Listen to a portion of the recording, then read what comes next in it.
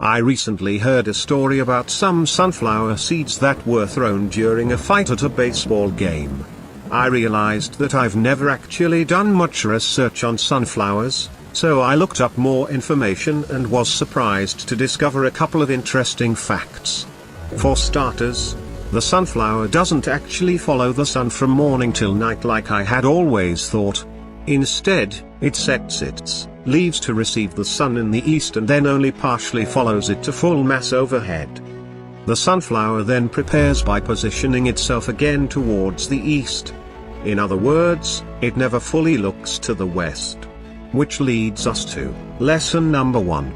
The sunflower knows where the sun comes from and where it will return. Remember how the wise men found Jesus in Matthew 2? Where is he who has been born King of the Jews? For we have seen his star in the east and have come to worship him. And before Jesus left the earth, he told his disciples how to find him again. For as the lightning comes from the east and flashes to the west, so also will the coming of the Son of Man be. Matthew 24. In both cases, Jesus wasn't found where the sun sets, but in its place of rising. Sadly, in our world today, it seems the sunflower may be more prepared for the return of Jesus than most people.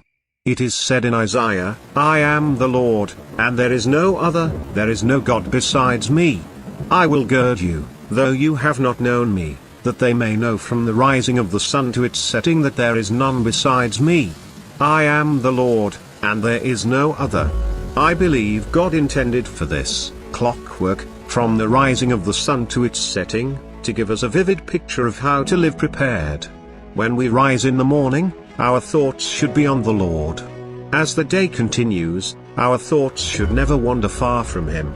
And each night, we should position ourselves again to rise with the sun in our hearts and on our minds. Another interesting fact about the sunflower is its uniformity. A field of sunflowers is amazing to see. Every single flower is parallel to the others around it.